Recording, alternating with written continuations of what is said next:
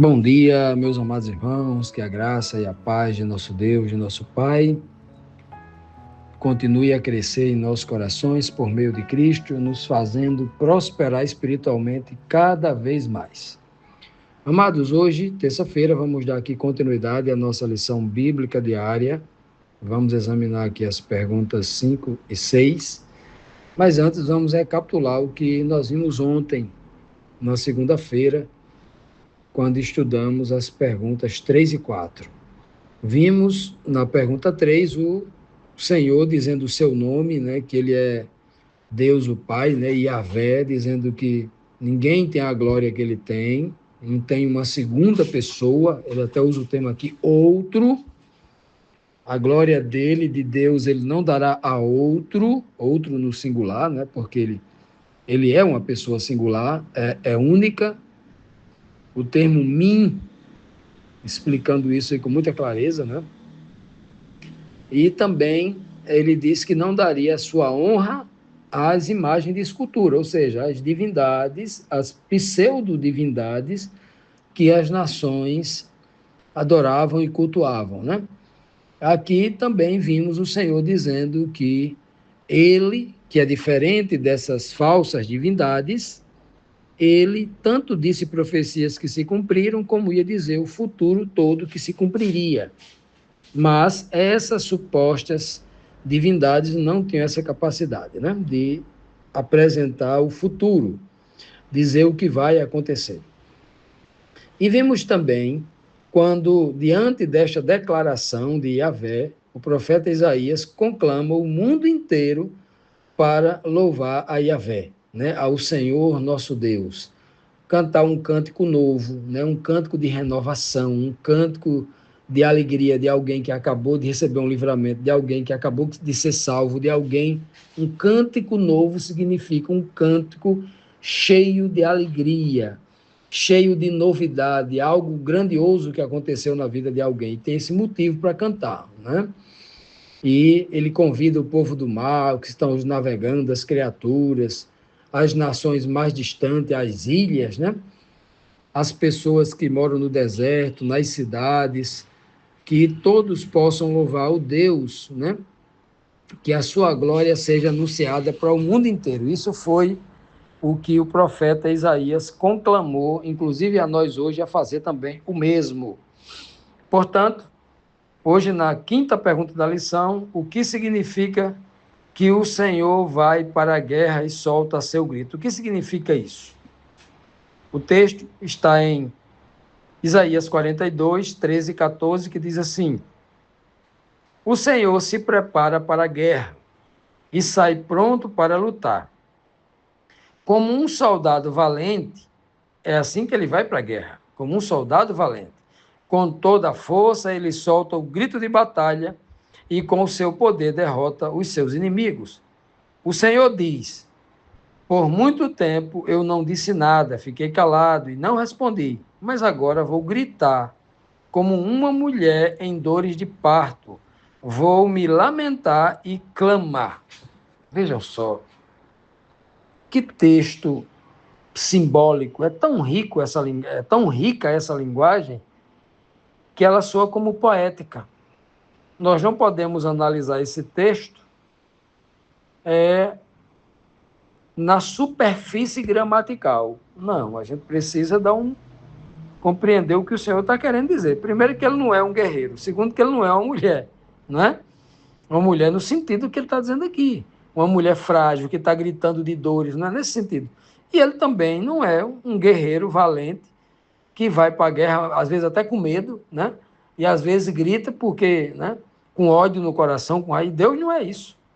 Então, que linguagem é essa que ele está empregando para a gente entender? Ora, primeiro a gente vai entender aqui que aqui há uma mudança importante, há quase uma mudança radical, né, comportamental, diria assim. Por quê? Porque o capítulo 42, do versículo 1 ao 4, começa Deus enviando o seu servo, apontando para Cristo, o seu filho, né?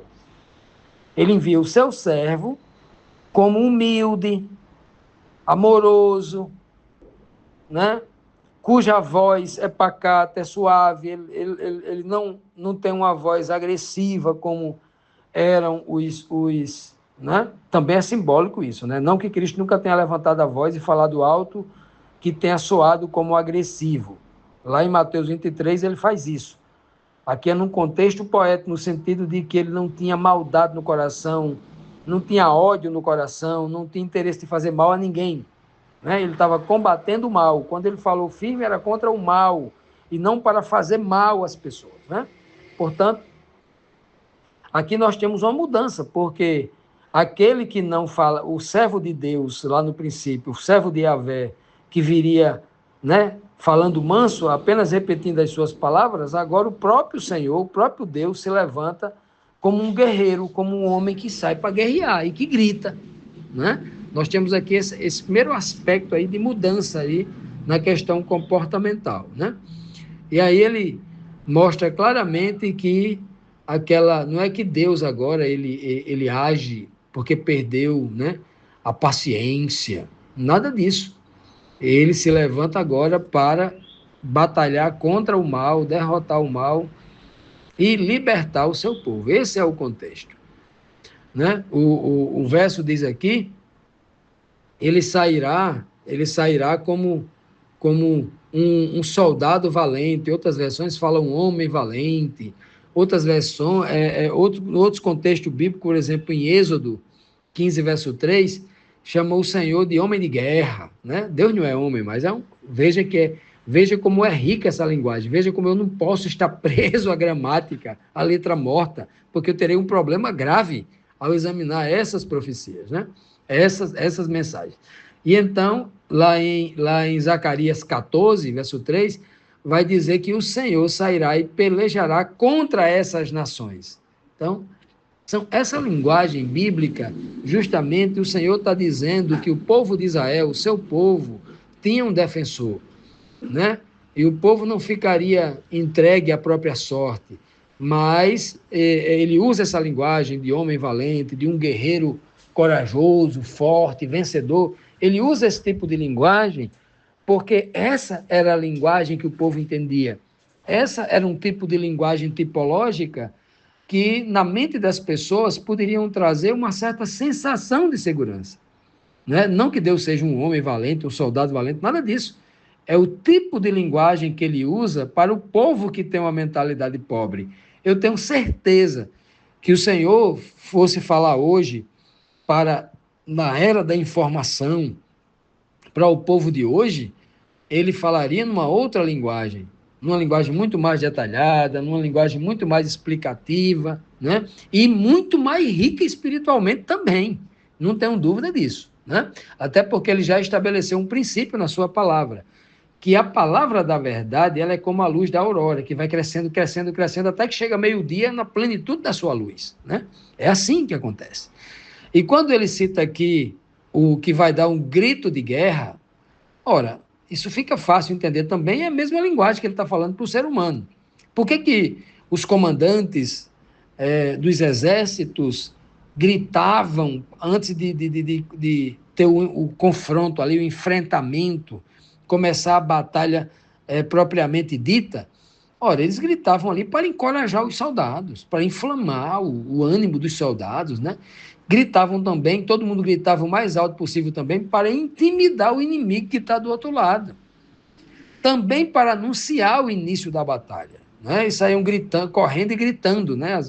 As batalhas mais antigas, por exemplo, do tempo de Isaías era assim, né? E, sobretudo, para que o comandante ele mostre, testemunhe que ele está muito seguro, corajoso, ele está disposto a dar a sua própria vida. Quando ele gritava ali, né, imagino que a veia do pescoço, a têmpora, duplicava de tamanho, ficava vermelho, né? Os olhos se arregalavam, os gritos ali, era algo realmente assustador, um comandante que quisesse inflamar o seu exército. Até porque naquele momento uma carga de adrenalina muito grande tomava conta do corpo, porque eles iam enfrentar a morte, iam enfrentar ponta de lança, iam enfrentar flecha, iam enfrentar espada, iam enfrentar a morte, né? Então, por isso que essa aqui é uma expressão tipológica muito séria, que Deus está usando assim para dizer assim, olha, eu sou o comandante, eu vou dar o grito de guerra, eu sou o Senhor dos exércitos, vou dar o grito de guerra, eu vou combater em favor de vocês, eu vou defender vocês. Ele, sobretudo aqui, é uma linguagem aqui de encorajamento ao seu povo, o remanescente, né? O remanescente de Israel. Né? E ele até o texto fala que por muito tempo eu me calei. Chegou a hora de gritar. Ou seja, esse tempo que Deus ficou calado não foi por covardia, não foi porque ele se eximiu de fazer a justiça, não. O que ele está dizendo aqui é que ele deu o tempo da misericórdia, o tempo para o povo se arrepender, o tempo de graça para que o povo pudesse, né, se arrepender para que não houvesse essa guerra. Quando ele cita também como dores de parto, é porque ele compara a sua dor espiritual a de uma dor física de uma mulher, por tanta indignação que o Senhor estava vendo, que estava sendo feito de injustiça com os pobres do mundo, de injustiça contra a verdade, né, e o mal crescendo. Continuando, meus amados, vamos então aqui para a sexta pergunta, a segunda pergunta de hoje, que diz assim, depois que o Senhor faz essa declaração de guerra contra o mal, contra as nações que estavam dominando, extorquindo, oprimindo o povo de Israel, o seu remanescente, então ele faz aqui algumas promessas. Quais promessas o Senhor faz aqui?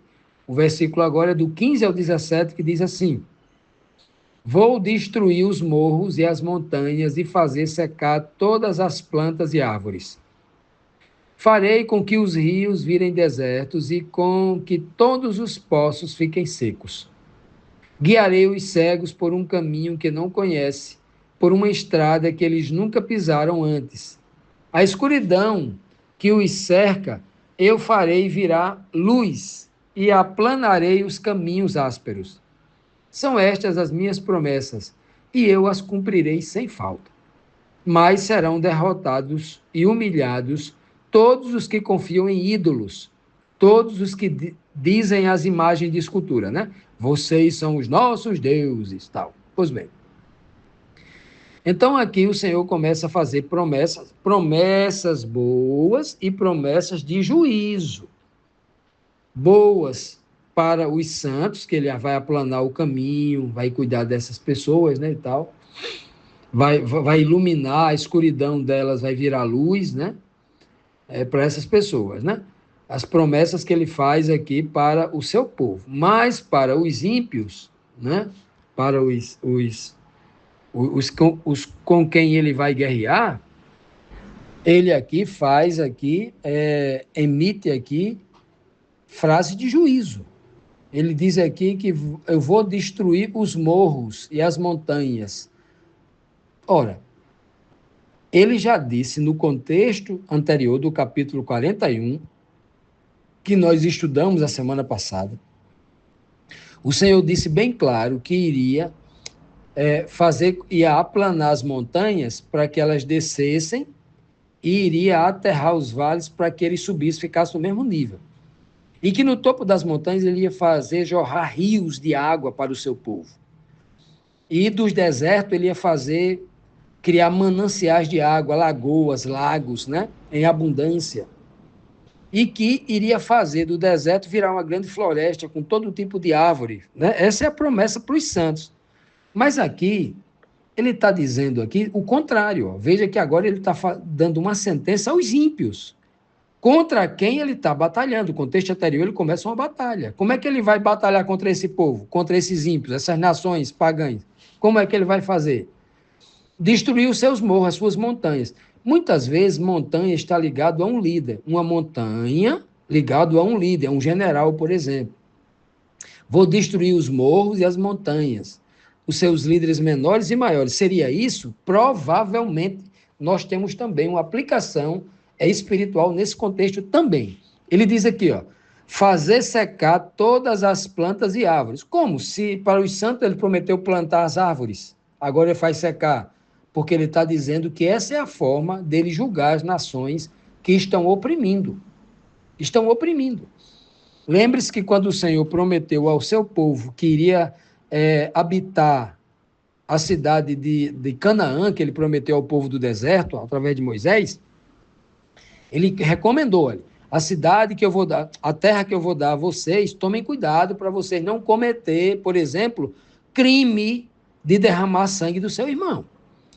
Porque se vocês derramarem sangue inocente nesta terra, esta terra vai expulsar vocês. Como é que a terra expulsa a pessoa? A terra não é uma pessoa, não é Deus para expulsar, né? Como é que a terra expulsa? O Senhor permite que aquela terra venha uma seca, que naquela terra as árvores não dê fruto em abundância. Então, as pessoas, quando vê que uma terra é seca, que não dá fruto, elas procuram outra terra, a terra expulsa de lá. Então, o Senhor está dizendo que vai guerrear desta forma, contra as nações, né? Por que o mundo hoje, né, está passando por uns terremotos, outros tsunami, outros fome, outros seca, outras guerras, né? Todo tipo de desgraça e calamidades ao redor do mundo todo, e sofrendo. Por que está acontecendo isso? Uma pergunta importante que nós deveríamos fazer. Essa é uma das formas, consequência do erro do povo, uma forma como Deus faz para guerrear contra estas pessoas que se tornam inimigas da verdade e que começam a explorar outras pessoas, cometendo injustiças e fazendo maldades contra o ser humano. Você pode ir atrás, além do terrível pecado, que é o contexto imediato aqui desta mensagem, que é a questão da idolatria. O mundo está atolado em idolatria. Dentro do cristianismo, estão atolados em idolatria. Então, é um pecado gravíssimo que é citado aqui também no contexto, né? Então, por isso que ele fala aqui, ó, eu farei com que os rios virem deserto, o contrário que ele prometeu aos santos no capítulo anterior. Faria com que o deserto virasse rio. Agora ele está fazendo o rio virar deserto. Ele trouxe para os santos a água da seca, agora ele está fazendo a água secar. O contrário, né? Os poços vão secar. E ele diz mais aqui, ó, eu vou guiar os cegos por um caminho que eles não conhecem, por uma estrada que eles nunca pisaram antes. Que cego? Nós temos aqui uma linguagem aqui para os santos oprimidos, aqueles que estavam cegos, os gentios que estavam cegos. Depois desse castigo aqui, eles despertam. E então eles vão entrar por um caminho que eles não conheciam, o caminho da verdade. Esse caminho da verdade é o caminho que ele vai iluminar. Está aqui na frase seguinte. Ele vai iluminar esse caminho. Ele guerreia, trazendo juízo, trazendo seca, fome aos ímpios e libertando os santos que estavam cegos, os ímpios, os gentios que estavam cegos, iluminando, guiando esse cego por um caminho que esse cego nunca conhecia, nunca tinham andado por ele, um caminho novo, né? O caminho das boas novas. E então o Senhor iluminaria, luz aqui é palavra, iluminaria o caminho para que eles pudessem então caminhar ali em segurança, e aí farei virar a luz, diz aqui, ó, virar a luz e aplanar o caminho. Ora, a profecia que recai sobre João Batista, aquele que aplanaria o caminho para o Messias que viria, né? A voz que, né? Preparai o caminho, aplanai o caminho para o servo do Senhor que viria. Ora, aplanar caminho é uma coisa boa. É fazer com que o caminho se torne, que a pessoa caminhe em segurança. Qual é o caminho que caminha em segurança? O caminho de Deus, o caminho da luz. O outro caminho é da escuridão, você cai em um buraco, né? Etc. E essa é a beleza da promessa que o Senhor faz aqui para os santos. Né? Ele até deixa, estas são as minhas promessas para os santos. As primeiras são juízo, mas a parte que começa aqui, quando ele diz aqui, né? Que ele promete aqui guiar os cegos, a partir daqui já começam as promessas dos resgates dos ímpios para o caminho dos santos e a promessa aqui para os santos, né? Ele diz que vai cumprir tudo o que ele prometeu sem falta, porque Deus é um Deus de palavra, ele não volta atrás naquilo que ele promete, né? E diz bem claro, né? Mas serão derrotados e humilhados todos aqueles que são idólatras. Os idólatras serão derrotados. São aqueles que provarão da seca do deserto, que provarão, serão destruídos, o verso começa logo dizendo assim, né? aqueles que amam os seus ídolos e renegam o Deus verdadeiro.